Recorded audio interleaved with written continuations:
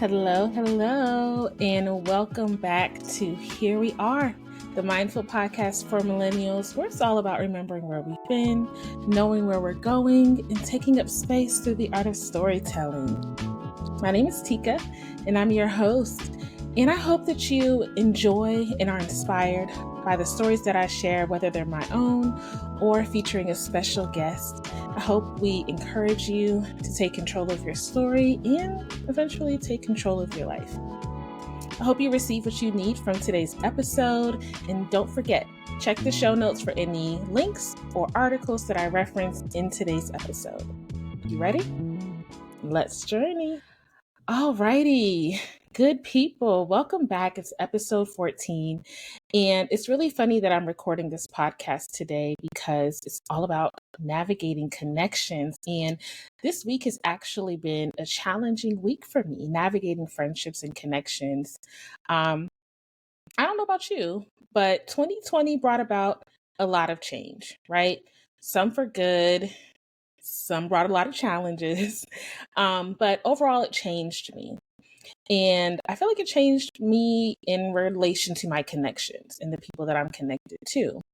You see, I feel like a lot of us got really used to isolating, right? We were enjoying the space of our own company, while also getting really creative with the virtual movie dates and the game nights. And, all of that gave us a sense of connection. But we also had to social distance when we were, IRL in real life.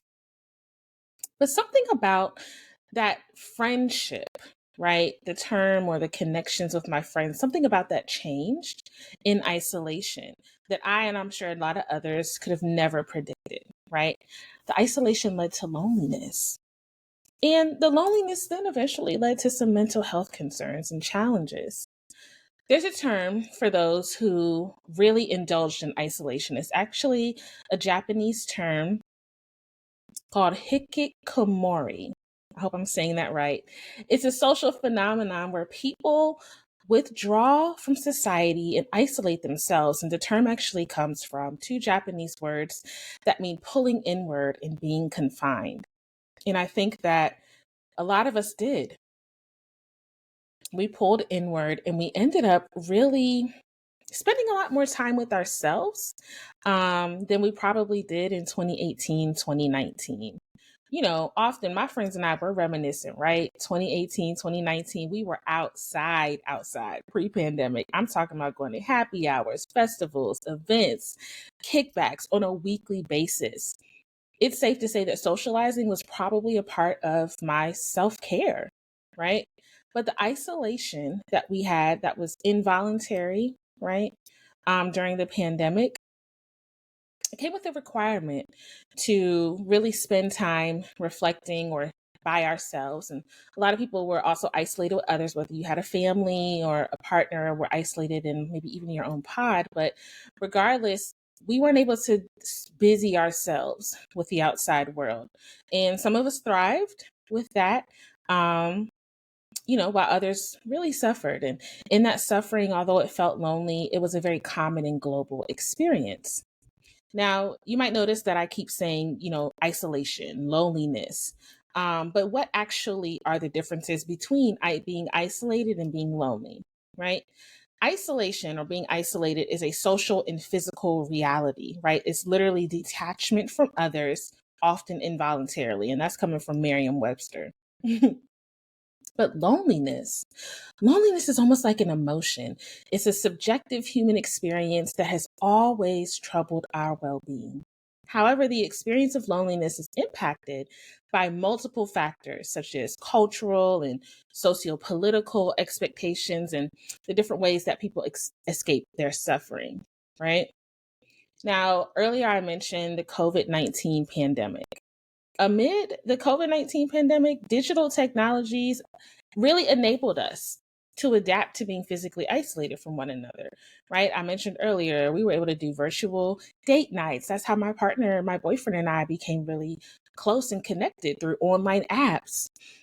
We were able to have game nights. I celebrated my 30th birthday in the pandemic, and I had a game night virtually. Like everyone hopped on Zoom, right?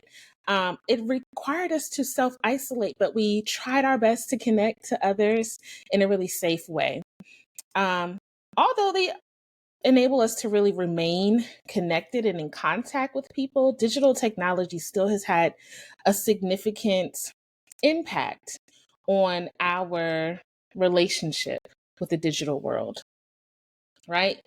One significant impact that I'm not sure if a lot of people recognize or admit, I think it's becoming more of a phenomenon or more awareness around it, but that's social media addiction or digital addiction. With the rise of social media and technology, I mean, there's the influencer, there's the YouTuber, the vlogger, everybody got a podcast. But really, social media in the digital age, right? We saw a drastic increase in the amount of time that people spent online. And while it's easy to feel guilty about this or even sometimes angry, because let's be real, sometimes that addiction has caused another type of isolation or distance between people. It's important that we understand that the problem is not technology itself. The problem is that we're not taking steps to ensure that our digital experiences are balanced by meaningful real world interactions.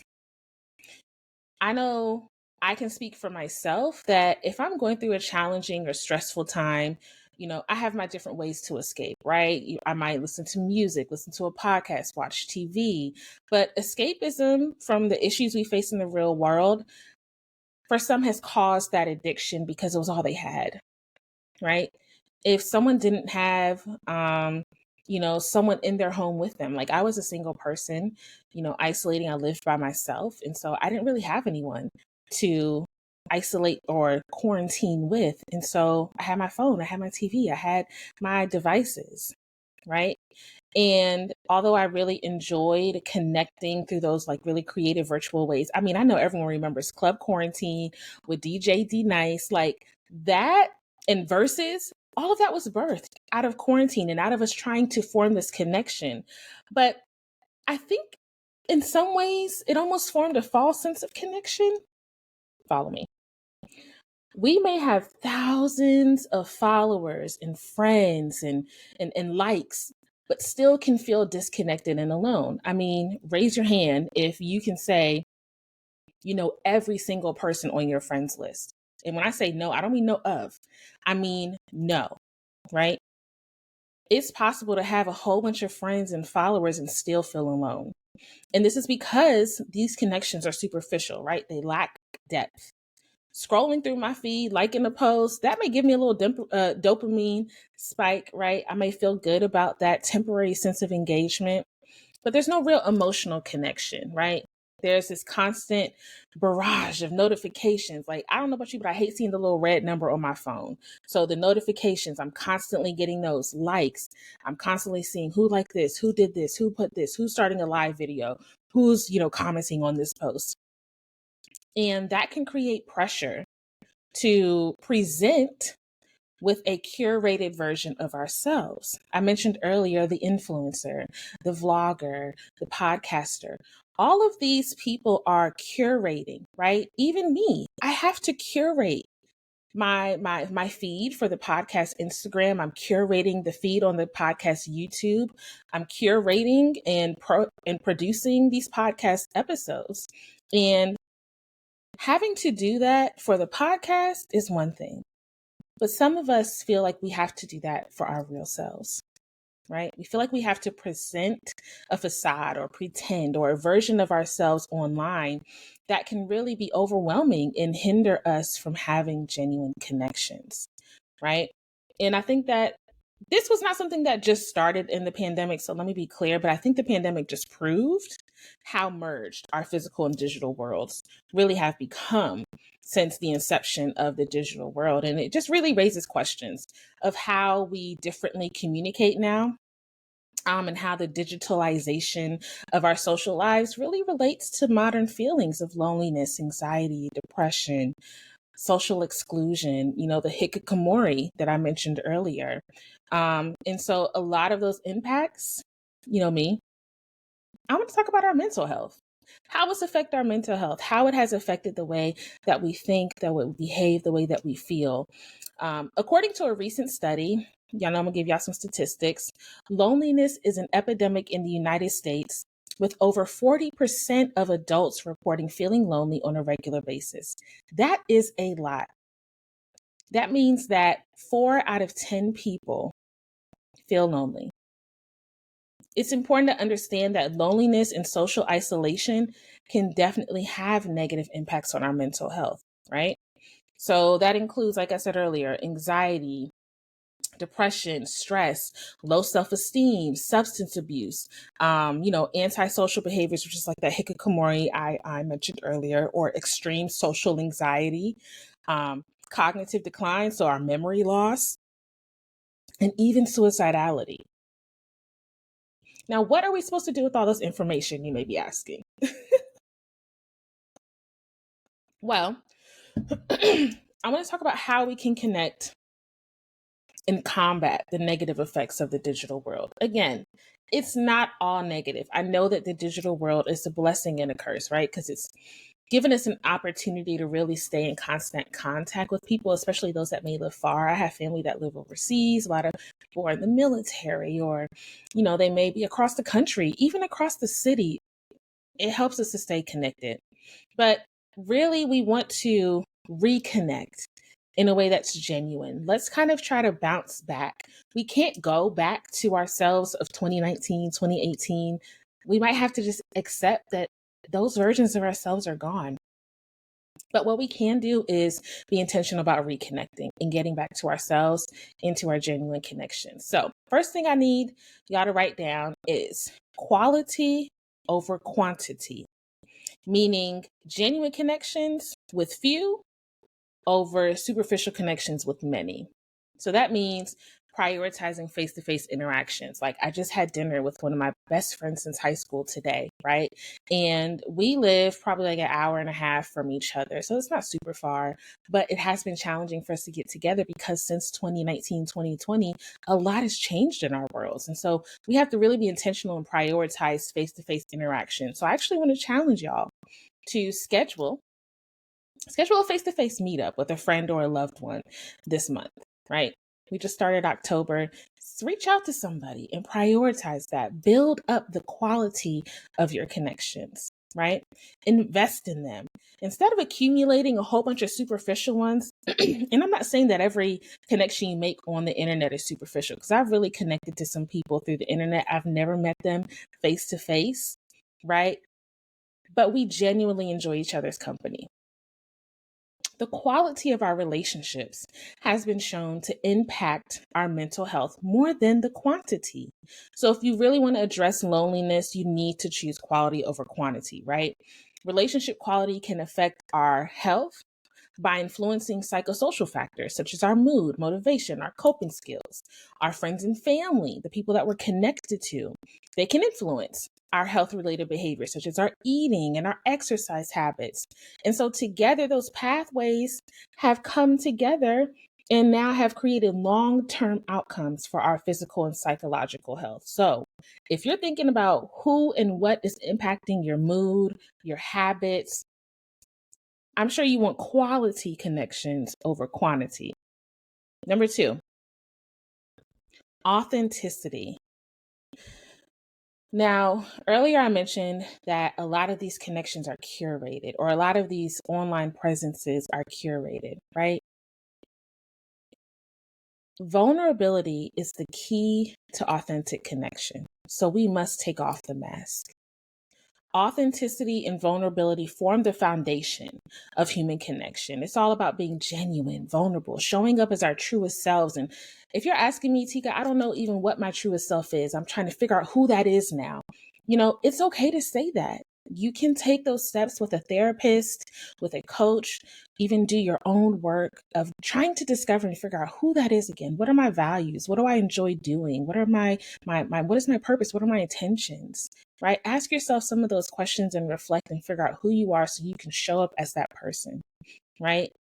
It's really about saying, I can't wear these filters from Instagram and Snapchat and TikTok in real life, right? Those were crafted to dominate online interactions, right? But embracing our own true selves is very crucial when you're trying to reconnect in this digital age, right? So think about it. There are some people online, myself included, who really share our true thoughts, right? We share our true thoughts, our true feelings, our beliefs, our values, our opinions. And I would say that has helped to build community. That's helped us to connect with each other on a deeper level and encourages reciprocity. Like I said, I've met people online and connected with them because there is a reciprocity in us being genuine and authentic with each other. And I hope I meet a lot of y'all in real life one day because y'all are my people. Authenticity and connecting in that way also helps us to feel like we belong and we have the support where it's needed, right? Because when I'm honest and open about what I'm going through, that means that someone can either come alongside me and offer support or they can offer help and assistance. And that helps me to feel like, okay, great. Like I have my people, I have support, I have what I need. And that is what is known as that connection, that reconnection we're looking to do. And so another way that you can form those connections is through seeking out activities and groups that align with our interests and values. Like I remember when I moved to the city, I immediately joined a civil and community organization. I joined a church. I have, sorority sisters who are in the area. And so that helps you to feel like you have somewhere to connect. So if you're thinking about it, what do I do now? So join a book club, right? Start volunteering. Get involved with things that you care about and engage in those activities that you enjoy, because eventually you're more than likely to meet like-minded individuals who share your passions and you can build genuine connections with them, right? More quality, authentic connections. Also, I think I might have talked about this in the Gifts of Imperfection, but comparison. Social media, if anything, has literally caused us to see people's highlight reels, right? And we are often comparing ourselves to a representative of other people. And so I want to encourage you to challenge any negative thoughts that come up when you compare yourself, right? Be curious about maybe what you see that's posted. Be inspired by it instead of jumping to conclusions, right? You can ask yourself, I wonder how they feel about, or I'm curious about that experience, instead of saying, I bet they're so happy and have everything that they or I want, or I'll never be as popular, influential, well-connected as them, right? Saying those things are just perpetuating that comparison, that low self-esteem, that low confidence, and that feeling of not belonging. Instead, come up with alternative or affirming thoughts. Say something different. And I'm going to give you all 5 examples of some affirmations to say when you are feeling discouraged or comparing yourself. And I'm going to read them to you all. The first is, I am unique and invaluable just the way I am. My authenticity shines through and makes me special. My worth is not determined by others' opinions of me. I am worthy simply because I exist and have inherent value as a human being. I embrace my social anxiety as a part of who I am, knowing that it doesn't define my worth or limit my potential. I am deserving of love, acceptance, and belonging, regardless of any perceived inadequacies. I attract positive relationships that appreciate my true self. And the last one, each day I choose to step out of my comfort zone and demonstrate my authenticity to the world. I trust in myself and believe that I deserve all the happiness and success life has to offer. So, do a quick review. And I hope that those affirmations resonated, even at least one resonated with y'all. So we got quality over quantity, right? Genuine connections, invest in your connections, and really find activities with people that have, similar interests and passions. 2, authenticity. Take off the mask. Practice vulnerability. Practice showing up as your truest self. And 3, decrease comparison.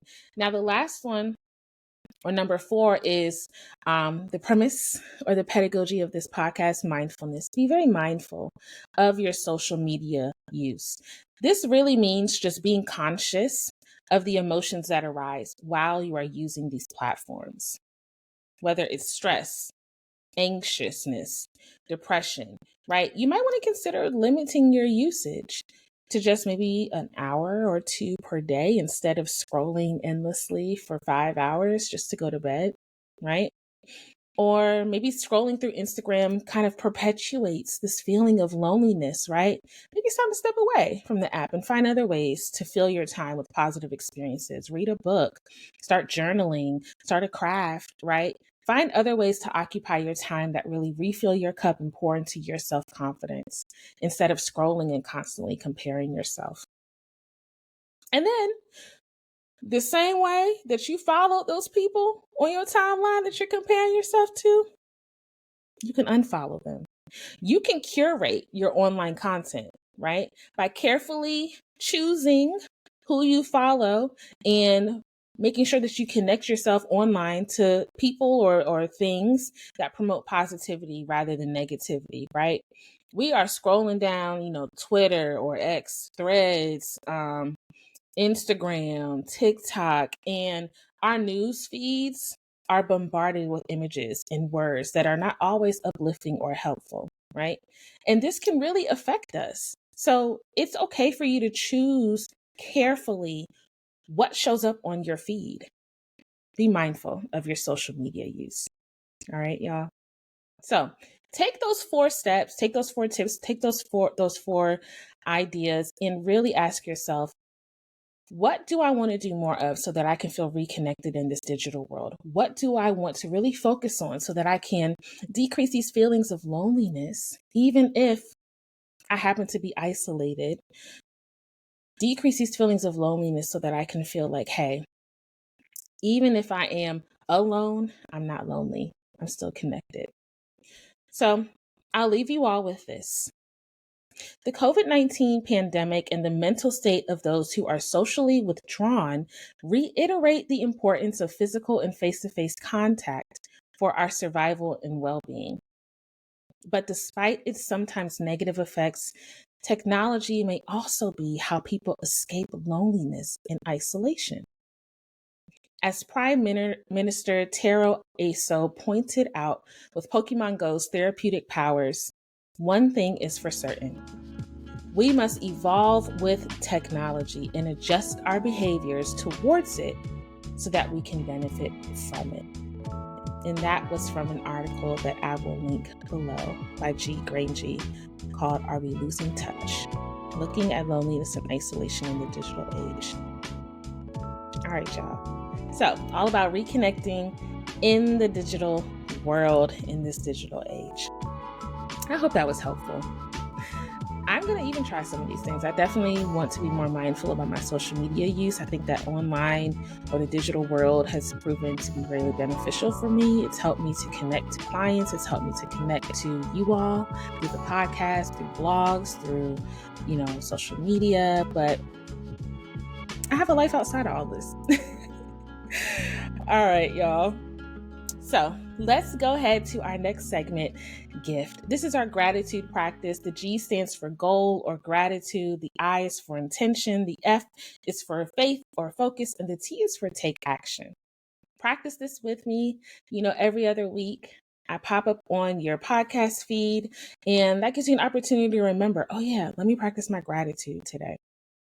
So for this exercise, for this practice, I'll share mine. My G is the advances in the gift of technology, right? It helped me to build community, helped me to launch passion projects, stay in contact with my loved ones during the pandemic and beyond, really, before the pandemic, really.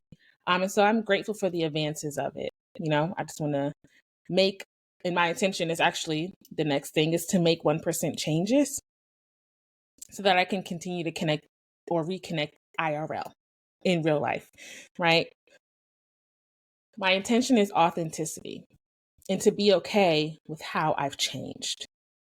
My F is to be mindful of my social media use, right? So if I notice that I'm starting to compare myself, or if I notice that I'm starting to feel more sad than uplifted, I might need to take a step back. And T, my take action is to schedule more face to face with my loved ones. Like I said, I just had dinner with my best friend. I'm trying to get more face to face and FaceTime dates on the books, but I really want to spend more time with my loved ones. I love my home. I love my plants.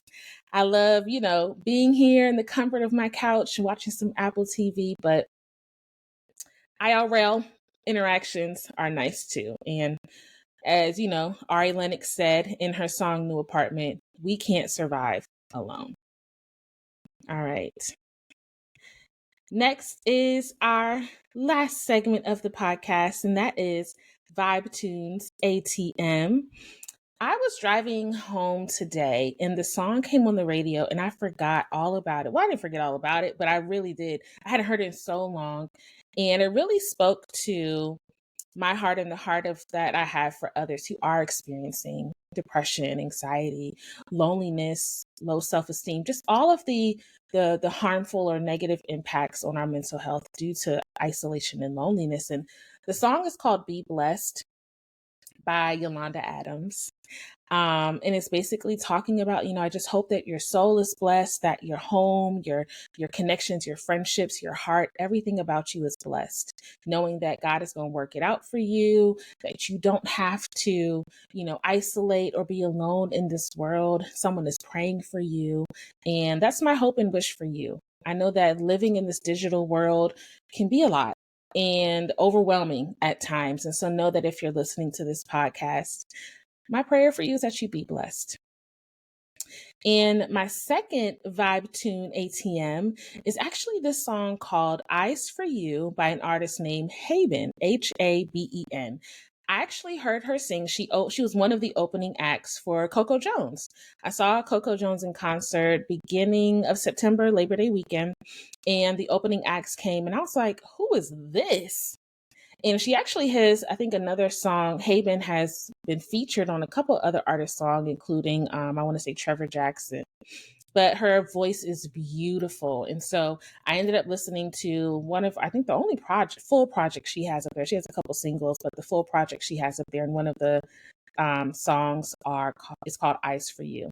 And I really like it. So check out the Vibe Tunes ATM playlist on YouTube and let me know what you think. All right, y'all. Well, I want to say thank you so much again for listening to Here We Are, the Mindful Podcast for Millennials. Let's connect on Instagram at the Here We Are Pod, Facebook at Here We Are Podcast with Teka, and on YouTube at Here We Are Pod. If you're loving the podcast, I'd be so honored if you go ahead and hit that subscribe button, hit that follow button, rate and leave me a review, comment on Instagram and Facebook and on YouTube. And if you want to share your story, right? If you have feedback to share, email me at theherewearepod@gmail.com. Remember that your story can inspire and encourage others.